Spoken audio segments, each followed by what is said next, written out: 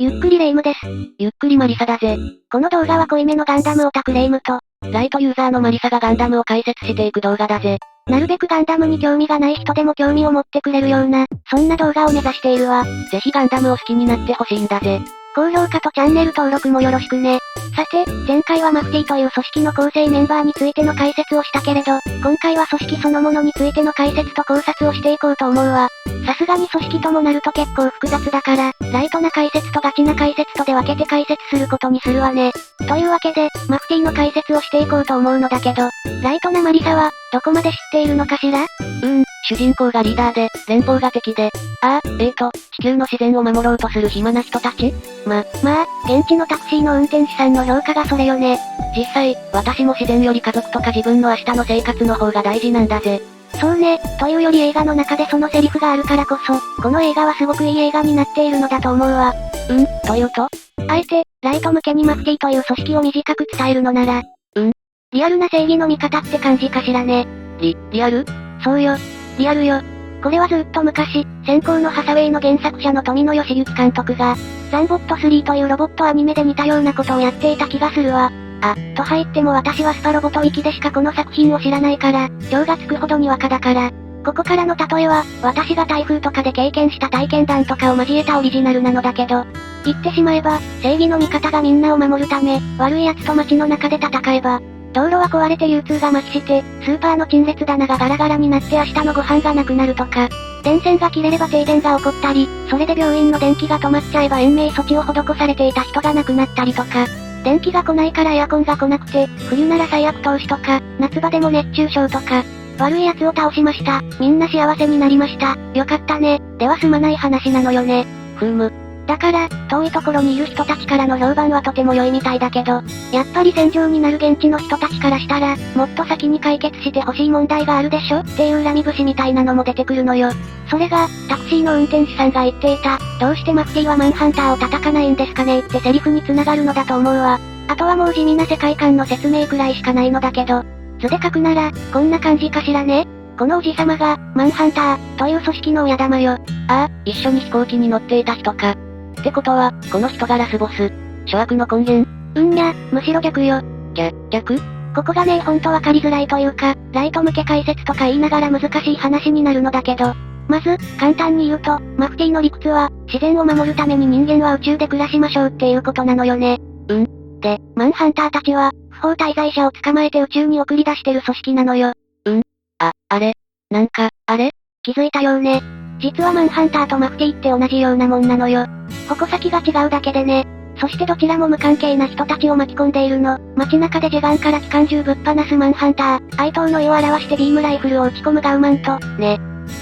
じゃあどうしてマフティーは民衆から支持されて？そりゃ、連邦の腐敗を叩こうとしているからよ。ちょっとこんがらがるんだぜ。言ってしまえば、マンハンターはルールで決められた人たち以外は、地球から出ていきなさいって人たちで、マフティーは、いやそのルール自体がおかしいでしょ。全員地球から出ていきなさいって人たちなのよ。つまり、地球から追い出す人々は、俺たちが好きに決めるねっていう例外規定がある限り、腐敗と汚職が続く、というのがマフティーの理屈なの。それをなくすために活動しているのだけど、民衆はそんなの理解してなくて、ただ単に連邦へのストレスを発散させてくれる娯楽というか、とりあえず連邦と戦ってくれるふわっとした人たちってことで、それなりに支持を集めてるっぽいから、マフティーの中でも、俺たち支持されてるっていう勘違いが生まれて、そんで1000年後のこと語ろうとしたら、暇なんですねって笑われたりするのよ。というか、この作品全体的にすごいわ。考察すればするほど楽しいのよ。例えばなんだけど、この図式では、現地の人はマンハンターを叩いてくれって思ってるけど、マフティーという組織的には、いやでもどうせみんな追い出すから、ぶっちゃけ手間が省けるってわけにもなるし、ハサウェイが、現地のひどいマンハンターを目の当たりにして、軍隊のつもりでいるって呆れてたけど、じゃあ君らは何のつもりでいるのよ最新鋭のガンダムまで持ち出してってなるわけだし。よく考えたらそうだぜ。そもそもテロリストだぜ。その上で、民衆は連邦の腐敗を叩くマフティーを支持しているけれど、仮にマフティーが大勝利したら、君ら漏れなく地球から追い出されるよって話なわけだし。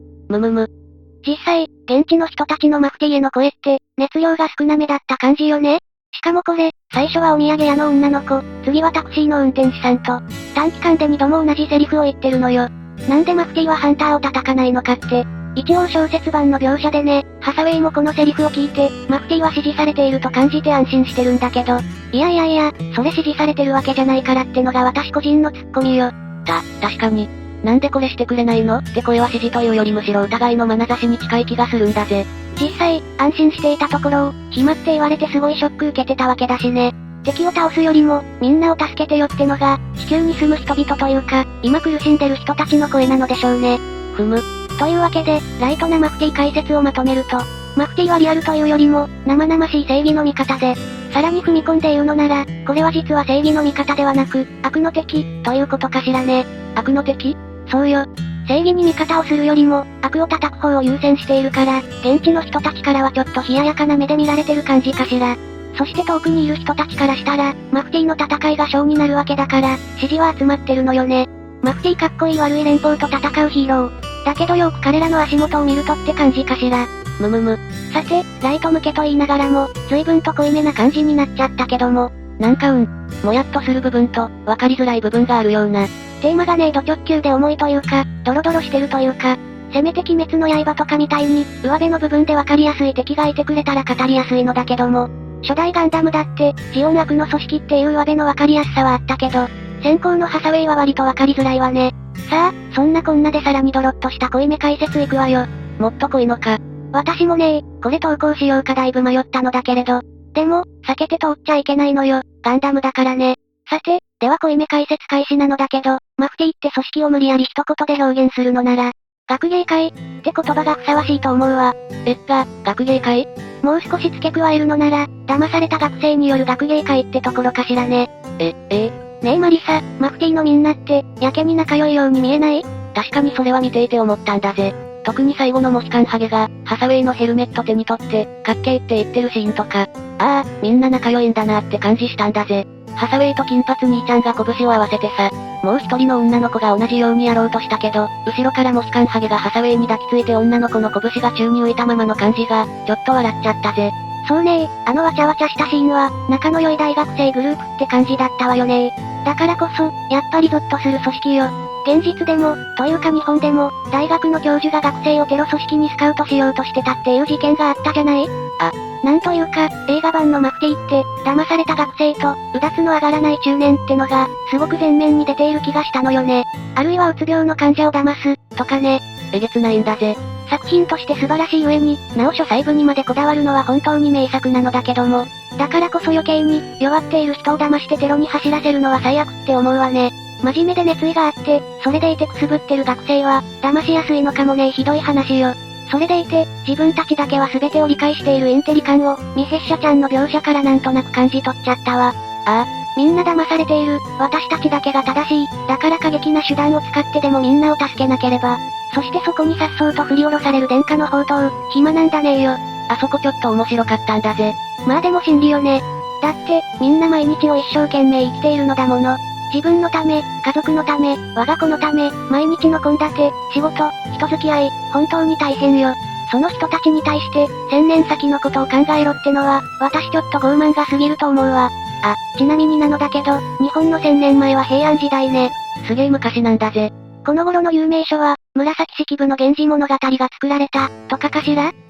なんか、習ったことある気がするんだぜ。紫式部さんや、平安時代の人たちが、1000年後の今の日本をどこまで考えていたのかはわからないけど、多分多くの人がさすがにここまでは考えていなかったと思うわ。まあ、ね。ただ、ハサウェイの言うことがまるっきり間違いというわけでもないのよ。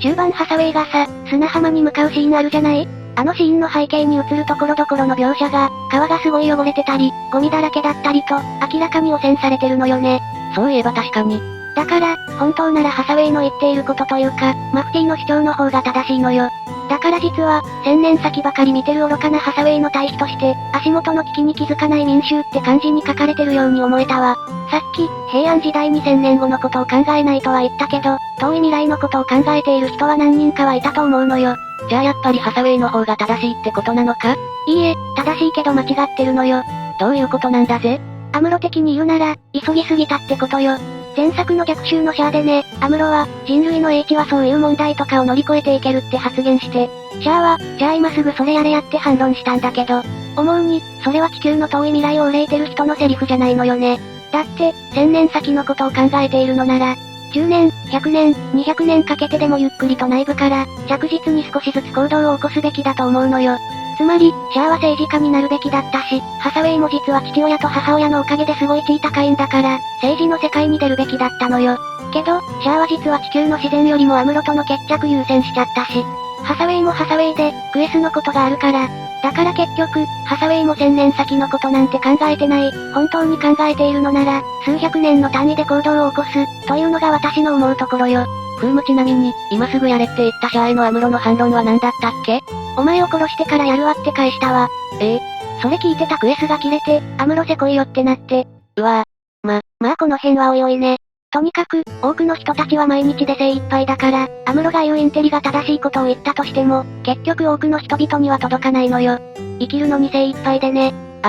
そういう意味では、この組織マフティーのバックにいる、クワックサルバーは究極の暇人なのかもしれないけれど、こいつ、ガチの黒幕のくせして、本当に描写ないのよ。漫画版では一応姿登場してるけど、あれが本人かどうかもわからないわ。本当に1000年後を憂いている暇人なのか、政敵を倒したいために学生を利用しているクズなのか、あるいはとあるガンダムのとある創設者みたいに、マフティーを生贄にして改革をしようとしているのか。情報例を参ったわ。続編で語られるのかしらねえ。あとはもう本当に、映画版の解説本みたいなのを待つしかないわ。あるいは、ガンダムエースとかの番外編や漫画版ね。そんなわけで、マフティーとは何ぞや、を考察すると、騙された学生による学芸会と、うだつの上がらない中年たちってところかしらね。ボロカスに言うんだぜ。まあ、逆シャアで富野監督がアムロに言わせたセリフそのまんまを、やっちゃってるわけだしね。すべてはあの言葉に尽きると思うわ。